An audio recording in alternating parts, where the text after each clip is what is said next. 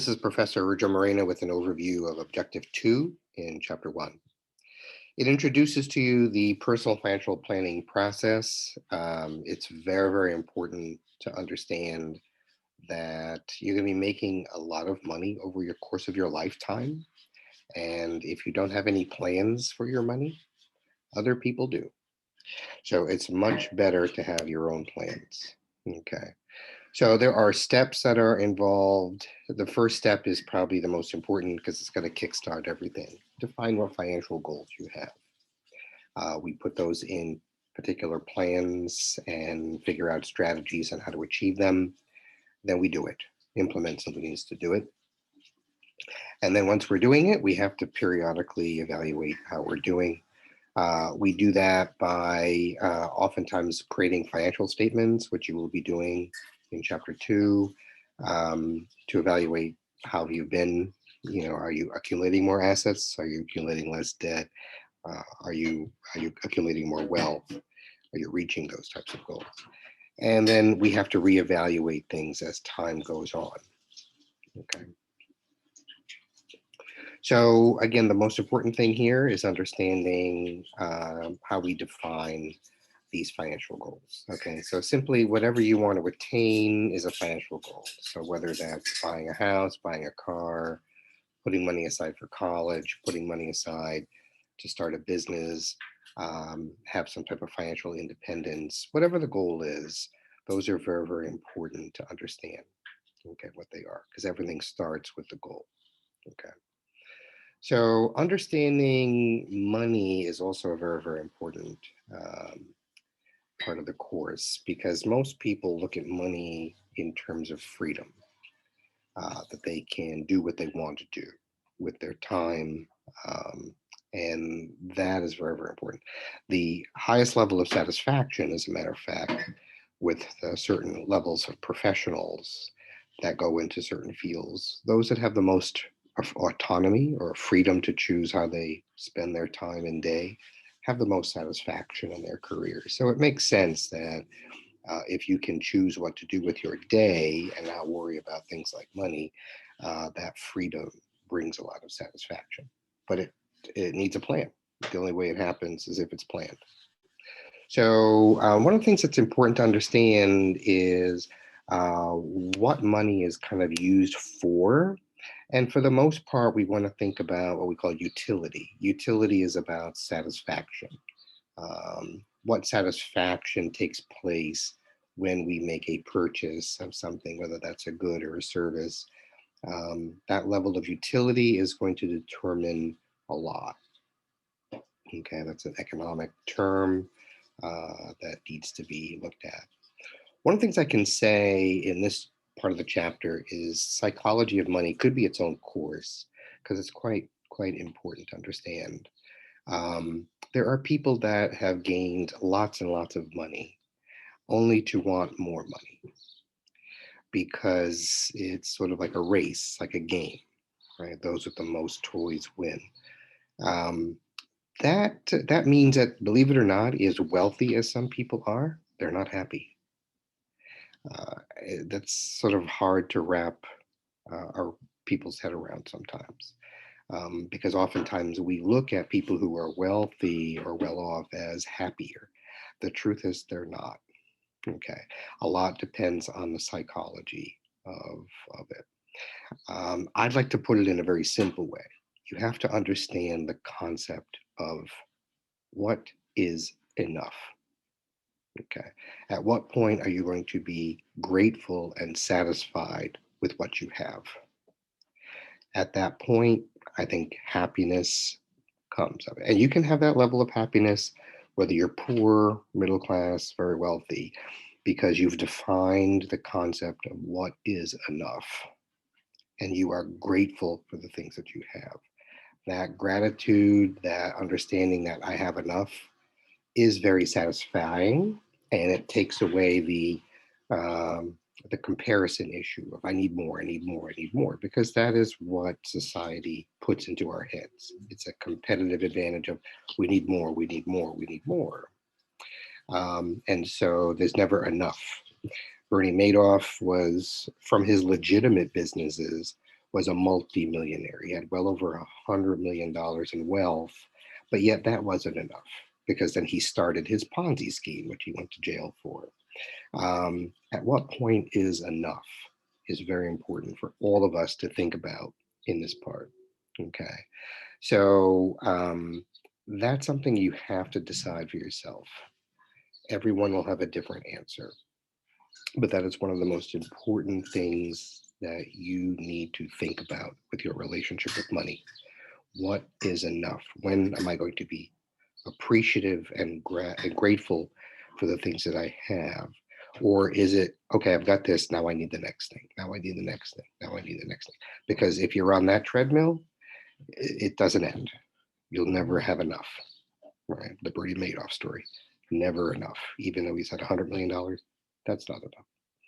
So it's very important to start thinking about the psychology of money in the essence of what's enough for you. Okay.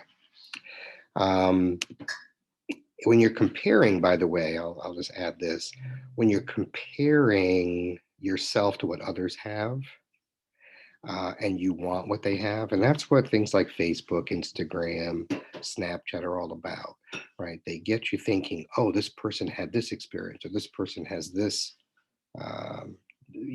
good that I want.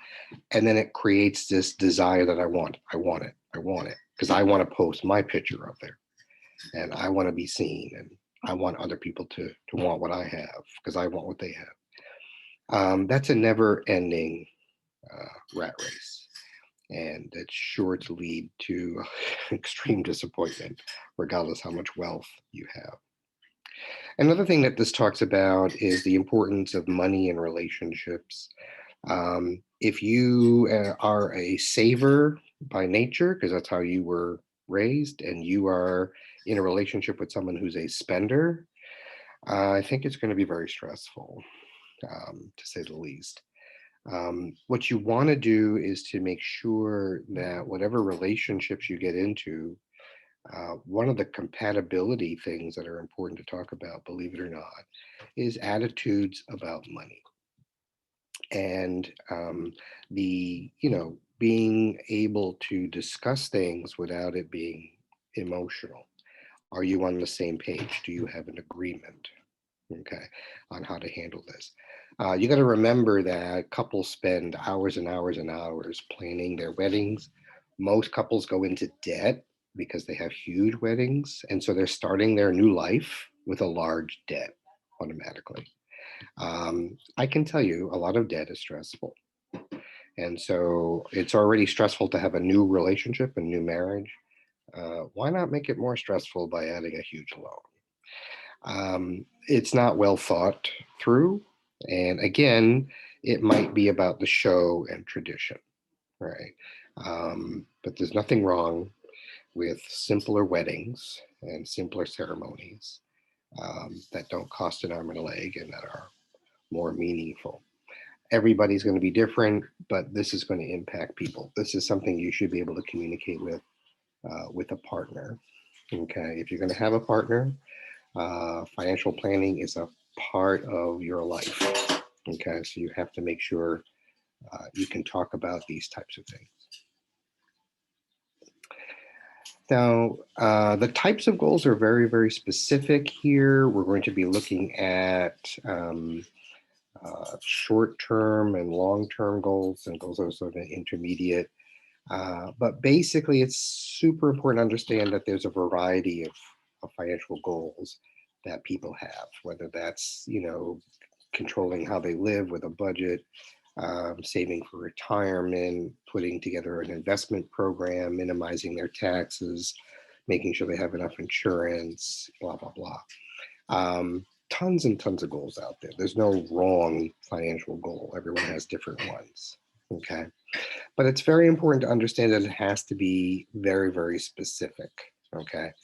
They have to meet that SMART standard that you looked at in the other part of this chapter, okay?